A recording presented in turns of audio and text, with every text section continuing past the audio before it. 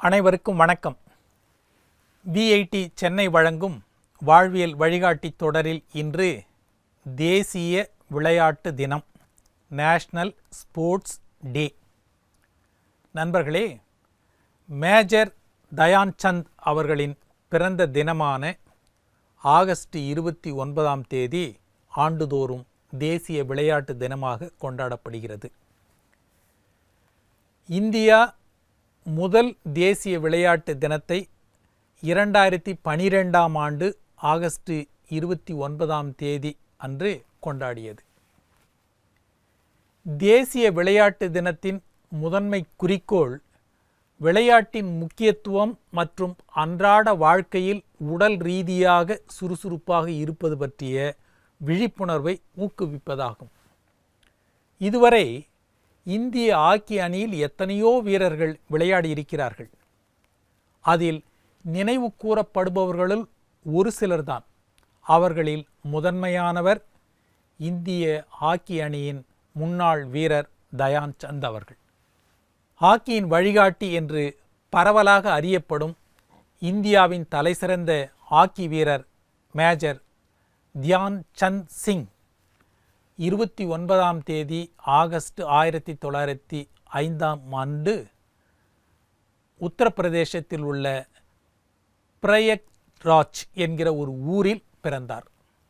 தயான் சந்த் ஹாக்கியை விளையாடவில்லை, அதற்கு பதிலாக மாயாஜாலம் நிகழ்த்தியிருக்கிறார் என்றுதான் சொல்ல வேண்டும். ஆம், அவரின் ஒவ்வொரு அசைவும் விந்தைதான். இவரின் திறமையை எள்ளி நகையாடிய மேலை நாட்டவர் ஒரு முறை ஒரு கைத்தடியை தந்து அவரிடம் விளையாடக் கூறினார்கள்.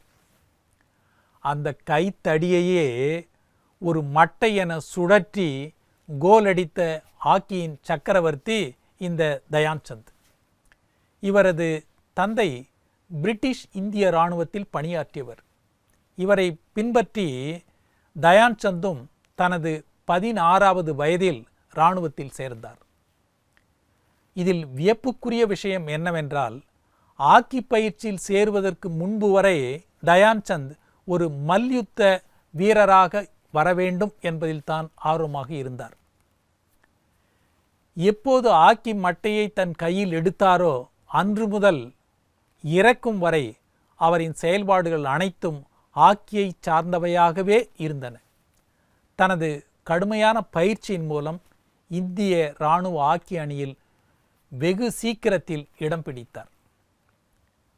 பகலில் தனது பணியை முடித்துவிட்டு இரவு வேளையில் நில ஒளியில் பயிற்சி எடுத்த காரணத்தால் இவருக்கு சந்த் என புனை பெயர் வந்தது. 1926 வரை இந்திய இராணுவ அணிக்காக விளையாடினார். ஒலிம்பிக்கில் ஹாக்கி அறிமுகப்படுத்தப்பட்ட பிறகு தேசிய அணிக்கு தேர்வானார். அன்று முதல் அவர் ஓய்வு பெறும் வரை இந்திய ஹாக்கி அணியை ஒரு இரும்பு கோட்டையாகவே மாற்றி அமைத்திருந்தார். ஹாக்கியில் இவர் இடம் பிடித்திருந்த இந்திய அணி 3 முறை தங்கப்பதக்கம் பெற்றுள்ளது. ஒருமுறை கிரிக்கெட் உலக ஜாம்பவான் டான் பிராட்மேன் தயான் சந்தை பார்த்து, நான் கிரிக்கெட்டில் ரன் அடிப்பதை போன்று இவர் ஹாக்கியில் கோல் அடிக்கிறார் என்றாராம். போட்டியின் போது பந்தை திறமையால் தன்வசப்படுத்தி வைத்திருப்பதைக் கண்டு அவரின் ஹாக்கி மட்டையில் காந்தம் மேக்னட் எதுவும் இருக்கிறதா என்று சோதித்து பார்த்த நிகழ்வுகளும் கூட உண்டு. 1936ஆம் ஆண்டு நடைபெற்ற ஒலிம்பிக் போட்டியில் இந்திய ஹாக்கி அணி ஜெர்மனியை வென்றது.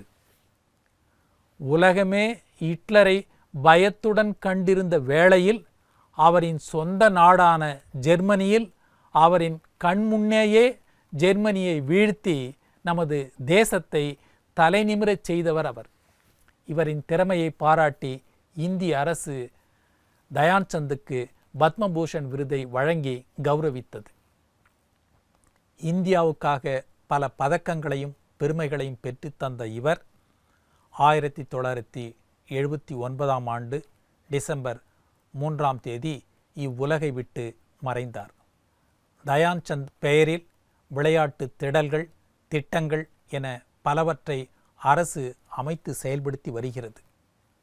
இவரின் புகழுக்கு மகுடம் சூட்டும் விதமாக இந்திய அரசு 2002ஆம் ஆண்டு முதல் விளையாட்டுத் துறையில் சாதனை படைப்போருக்கு இவரின் பெயரில் விருது வழங்குகிறது.